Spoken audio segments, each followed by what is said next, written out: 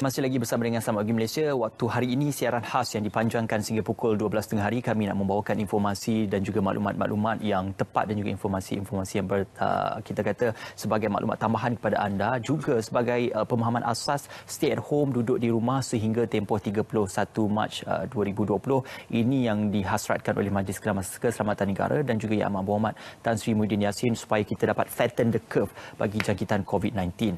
Dan satu perkara yang cukup menarik untuk saya gambarkan dan juga saya tamsilkan pada hari ini sebenarnya apabila kita mendengar berita kematian 10 orang warga negara Malaysia yang telah pun pergi meninggalkan kita disebabkan wabak COVID-19. Jadi pengurusan selepas itu perlu untuk kita fahami dan kita perjelaskan tentang pengurusan jenazah bagi mereka yang terjejas ataupun meninggal dunia akibat COVID-19. Bersama dengan saya pada hari ini ialah Ustaz Muhammad Afif bin Jamal, Imam Masjid Negara yang juga merupakan pengurus jenazah, dan juga Ustaz Kamaruszaman bin Yaakob, Ketua Penolong Pengarah Bahagian Dakwah JAKIM, juga penyeras pasukan pengurus jenazah. Topik kita pada hari ini, JAKIM ataupun Jabatan Kemajuan Islam Malaysia menubuhkan pasukan khas dalam pengurusan jenazah COVID-19. Baik, Assalamualaikum, selamat pagi Ustaz. Terima kasih kerana bersama dengan kami. Saya juga amat bersahati dan juga memberikan penghargaan kepada Ustaz berdua atas komitmen yang diberikan dalam pengurusan mereka yang terjejas akibat COVID-19 ini. Baik, kita melihat dengan apa yang telah pun ditularkan di media sosial, ada perkongsian video yang mana pihak JAKIM sendiri memberikan taklimat kepada pihak Kementerian Kesihatan Malaysia tentang pengurusan jenazah yang betul bagi mereka yang meninggal dunia akibat COVID-19. Mungkin Ustaz Afif yang terlibat secara langsung dalam menguruskan jenazah, mungkin boleh terangkan kepada kami tentang bagaimana pengurusan jenazah yang betul. Adakah ia seperti biasa ataupun ada pengurusan-pengurusan yang khas bagi mereka yang meninggal dunia akibat COVID-19? Okey, baik. Pengurusan jenazah COVID-19 ni tak sama macam mana pengurusan jenazah yang biasa. Kerana kalau kita tengok bila mana seorang yang meninggal akibat wabak COVID-19 ni sendiri, jenazah akan dipakaikan dengan bedsheet, akan dipakaikan bedsheet yang pakaian terakhir ketika di ward, dan kemudian akan dimasukkan ke dalam body bag. Body bag yang pertama, lapisan yang pertama selepas bedsheet, dan kemudian akan dimasukkan lagi sekali dengan body bag yang kedua. Baik. Jadi ada 3 lapisan di situlah, bedsheet, body bag pertama dan juga body bag kedua. Dan setiap daripada lapisan itu akan disinfekkan, disinfect untuk mengelakkan jangkitan kepada yang menguruskan jenazah itu sendiri. Okey. Dan selepas selesai pada disinfect semua tu, dan akan dibawa ke bilik forensik jenazah untuk diuruskan, untuk ditayamumkan, dan kita tak memandikan lah. Ditayamumkan di atas body bag itu sendiri. Body bag plastik itulah. Ya, atas plastik itu, dan kemudian selesai saja tayamum, kita akan solatkan. Dan ni saya nak betulkanlah, ada yang tular sekarang ni mengatakan tidak disolatkan. Kita tayamum dan kita solatkan sekali. Dan kemudian baru kita akan hantar ke kubur. Okey. Cuma ada yang bertanya, adakah waris jenazah itu berpeluang untuk melihat buat kali terakhir ataupun menatap buat kali terakhir jenazah yang meninggal dunia akibat COVID-19 ini, Ustaz? Okey, kalau boleh saya kongsikan di sini, pengecaman jenazah oleh waris memang dibenarkan, hanya seorang sahaja, dan dengan ada jarak. Yang cukup menyedihkan ialah apabila waris tersebut hanya boleh menatap dari jauh, sekitar dalam setengah meter ke 1 meter macam tu daripada jenazah. Pengecaman dibuat dan langsung waris tak boleh langsung menyentuh, mencium, memeluk dan sebagainya. Hanya boleh menatap dari jauh saja untuk memastikan itulah jenazah yang sebenarnya ahli keluarga mereka itu sendiri. Itu pun waris yang negatif COVID-19. Ya, waris negatif. Kalau waris yang positif, dah tentu dia akan ke dalam tidak boleh di kuarantin juga. Baik, ini satu inisiatif khas yang ditubuhkan oleh pihak JAKIM sendiri dari segi pengurusan jenazah bagi kita kata kes-kes yang istimewa seperti ini. Ini bukan kali pertama, kerana dikabarkan sebelum ini ada juga kes-kes pengurusan jenazah yang kita kata bersepadanan ataupun lebih kurang kesnya seperti ini pernah diuruskan oleh JAKIM. Mungkin Ustaz Kamaruszaman ada perkongsiannya? Bismillahirrahmanirrahim. Assalamualaikum warahmatullahi wabarakatuh. Tim ini sebenarnya dah wujud sekian lama sebelum ini. Yang mana mereka ditubuhkan untuk mengendalikan jenazah-jenazah negara. Sebelum ini kita telah hantar ke Belanda untuk menguruskan MH17 yang berlaku pada tahun 2017. Jadi 2014, maaf. Jadi begitu juga tim ini akan sentiasa dalam mood bersedialah untuk mengendalikan jenazah-jenazah yang perlu diambil tindakan segera. Sebenarnya JAKIM dalam mood sedia adanya jawatan ini, jawatan pengurusan tim pengurusan jenazah negara ini, yang mana dianggotai oleh Masjid Negara, Masjid Putra dan Masjid Tunku Zainal Abidin, Masjid Putrajaya dan Jawi sendiri. Kes-kes yang berlaku di Jawi, di wilayah persekutuan akan dilihat oleh Jawi. Dia akan selaraskan dan sebagainya, dan JAKIM sebagai penyelaras untuk keseluruhan kes-kes ini. Untuk COVID-19 ini memang kita ada tim dia untuk mengeredikkan jenazah yang kes-kes di negara kita, insya-Allah. Okey. Ya. Difahamkan juga pengurusan ini sama ataupun serupa dengan pengurusan jenazah yang terjejas akibat kebakaran dan juga Ebola katanya. Mungkin Ustaz boleh jelaskan. Kalau boleh saya kongsikan di sini ya. Kalau kita ingat kejadian pada kanak-kanak tahfiz di tahfiz Ittifaqiyah tak salah saya, di Keramat tak salah saya, mati terbakar masa tu kan. Juga sedemikian juga dalam keadaan kita tayamumkan jenazah itu sendiri dan kita tak mandi kan, kerana keadaan jenazah pada ketika itu tak memungkinkan kita untuk mandi kerana mungkin akan anggota yang akan tergugur kena air itu kan. Jadi kita memang tayamumkanlah sama macam mana yang kita buat untuk kali ini. Okey, pengurusan jenazah seperti ini diambil tindakan dan juga difahamkan untuk mengelakkan lebih banyak kemudaratan kepada mungkin mereka yang menguruskan dan juga untuk mengelakkan kemudaratan juga kepada jenazah dan orang di sekeliling. Jadi apakah sebenarnya kita kata pemahaman asas tentang bagi mengelakkan kemudaratan dalam pengurusan jenazah seperti ini, Ustaz? Okey, baik. Pengurusan jenazah yang biasa ialah kita akan memandikan, kafankan, solatkan dan kebumikan. Tapi untuk keadaan yang ada masyaqqah macam ni, kesukaran sebegini, adanya rukhsah, iaitu kelonggaran untuk kita menguruskan jenazah. Dan dalam kes sebegini memang kita tak boleh untuk mandikan, kerana jika kita memandikan memang akan memberikan kemudaratan kepada pengurus jenazah itu sendiri. Jadi kita tayamumkan, kita kafan memandai dengan body bag itu sendiri, itu sebagai ganti kepada kafan itu sendiri, dan body bag itu adalah sebagai kafan. Dan kemudian kita tayamumkan atas anggota yang dua itulah, muka dan juga tangan, dan kemudian kita solatkan.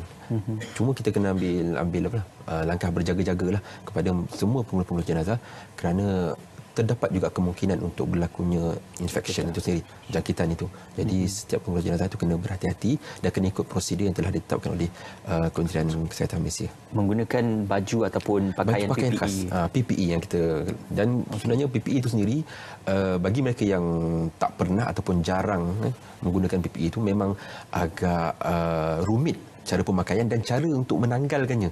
Kerana setiap daripada bila kita tanggalkan PPE itu, kita kena pakai hand sanitizer. Setiap lapisan tu kita kena bersihkan tangan kita, kerana boleh berlakunya jangkitan sekiranya kita sentuh tu, ada kemungkinan berlakunya jangkitan tersebut. Jadi kena sangat-sangat berhati-hati ketika menanggalkan PPE itu.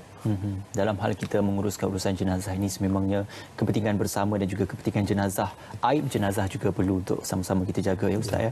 Baik Ustaz Kamruzaman, bagaimana juga dengan penyelarasan mungkin JAKIM dan juga di peringkat pengurusan jenazah bagi mereka yang terjejas di peringkat negeri-negeri di seluruh Malaysia? Kita selaraskan dengan negeri-negeri, Jabatan Agama Islam Negeri dan Majlis Agama Islam Negeri untuk pengurusan ini dengan kerjasama dan taklimat khaslah daripada Kementerian Kesihatan Malaysia.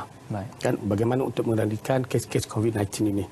Boleh dikatakan di Malaysia ni setiap hospital ada kader pos JAKIM di sana, yang mana akan membantu pihak KKM untuk mengendalikan kes-kes inilah.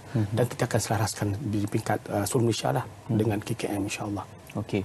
Cuma mungkin ada sahabat-sahabat jenazah, waris jenazah yang bertanya mungkin dari segi kalau membawa jenazah itu ke tanah perkuburan untuk dikebumikan dan sebagainya, adakah sahabat-sahabat ataupun para waris boleh untuk mengikuti jenazah ke tanah perkuburan dan juga untuk melihat secara lebih dekat, ataupun mungkin ada jarak atau radius yang hanya dibenarkan oleh Kementerian Kesihatan? Okey, bagi ahli keluarga yang ahli keluarganya meninggal dan telah diuruskan,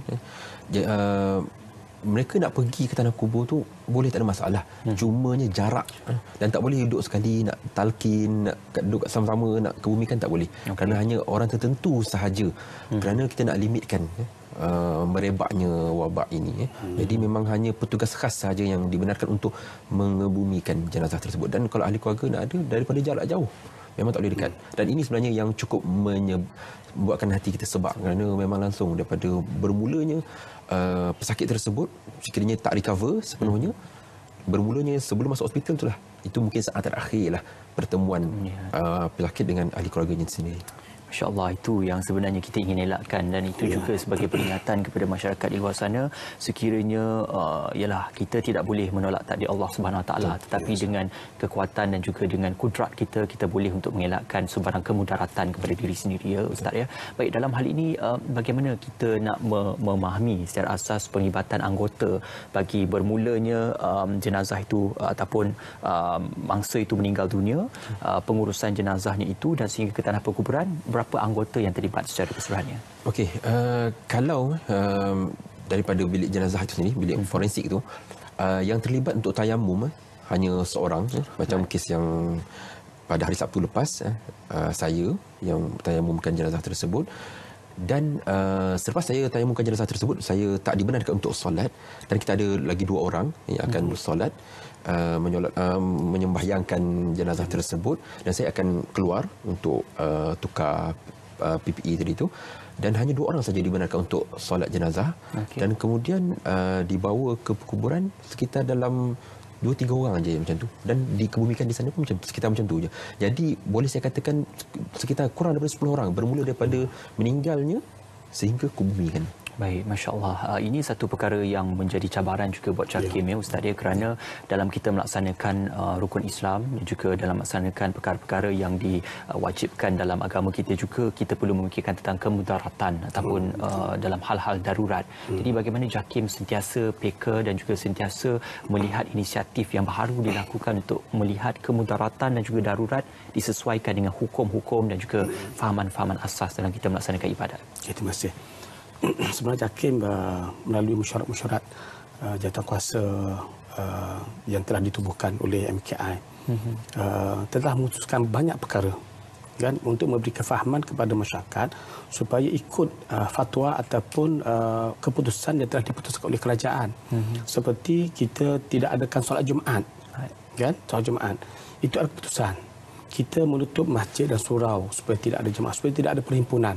Kan, ini kita nampak segi zahirnya menyalahi syariat, tapi itu adalah kehendak, dipanggil orang kata apa, dalam maslahah. Kepentingan awam itu lebih penting daripada kepentingan ibadah yang boleh kita tak batalkan sembahyang, tapi kita tak tangguhkan sembahyang, kita tetap adakan sembahyang tapi tidak berjemaah sahaja. Kan, begitu juga kita tidak tak sembahyang Jumaat, kita terganti dengan solat Zuhur. Kan, ini telah diputuskan oleh ulama-ulama, telah dijelaskan secara panjang lebarlah oleh ulama-ulama tentang hukum tersebut. Pihak JAKIM pula memberi kesedaran kepada masyarakat. Kita ada macam, kalau layari video ataupun laman web JAKIM, kita sentiasa bawarkan kan untuk pencegahan macam mana untuk pelaksanaan dan sebagainya. Boleh dikatakan kalau pergi ke laman web atau FB dakwah JAKIM tu, sentiasa ada video-video pendek untuk mudah dipahami oleh masyarakat tentang apa yang berlaku pada hari ini, untuk pencegahan dan sebagainya. Alhamdulillah, kita dalam masa 14 hari ini kita banyak video-video kita keluarkan dari masa ke semasa untuk menyebarluaskan maklumat kepada masyarakat bagaimana untuk menangani COVID-19 ini bersama. Yang mana ianya bertepatan dengan kaedah syarak. Kan, kaedah hukumnya, kaedah syaraknya bertepatan, tidak bercanggah, dan kita tidak semudah membuat sesuatu perkara itu tanpa mengambil kira pandangan-pandangan ulama.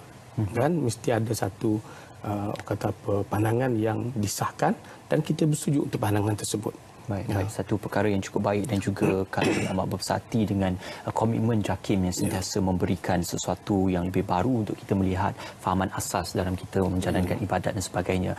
Sememangnya Ustaz, ya, kalau kita melihat pemahaman asas tentang pengurusan jenazah adalah untuk kita memastikan kita menguruskan jenazah itu dengan selembut-lembut dan sebaik-baiknya. Kita memastikan maruah dan aib jenazah itu terpelihara, dan juga kita pastikan agar maruah ahli keluarga jenazah juga turut terpelihara.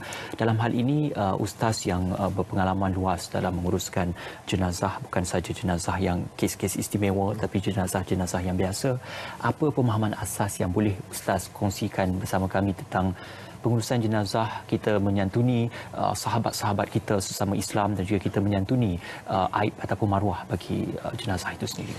Okey, sama ada jenazah itu mangsa COVID-19 ataupun jenazah biasa, perkara yang perlu kita jaga ialah aib jenazah itu sendiri. Apa saja yang kita sebagai pengurus jenazah kita lihat kepada keadaan kepada jenazah itu sendiri, sama ada ianya aib di mata kita. Kita ni suka menceritakan jenazah ni macam mana. Baik rupanya ke mukanya macam seksa ke. Bila mukanya seksa kita cerita dengan orang ini mesti seksa. Padahal mungkin saat itu dia sedang bertukus lumus untuk memastikan akidahnya terjaga saat akhirnya. Mungkin masa tu wajahnya kelihatan seperti sangat serik wajahnya, tapi kita cerita dengan orang jenazah ini mungkin dalam keadaan terseksa, mungkin ahli neraka. Kita cerita macam tu. Jadi ini akan menimbulkan fitnah kepada jenazah itu sendiri. Betul. Itu sendiri dah aib pada jenazah itu. Sedangkan mungkin jenazah itu dalam keadaan yang baik. Jadi meskipun dia dalam keadaan COVID-19 ke, jenazah biasa ke, aib kena jaga. Dan seorang yang menguruskan jenazah ni sangat-sangat kena beramanah. Tak boleh nak ceritakan.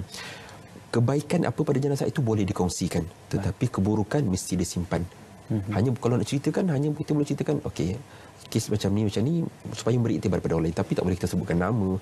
Kita skop kecilkan skop kepada, contohlah kes pada COVID-19 tu, kita uruskan jenazah tu macam ni.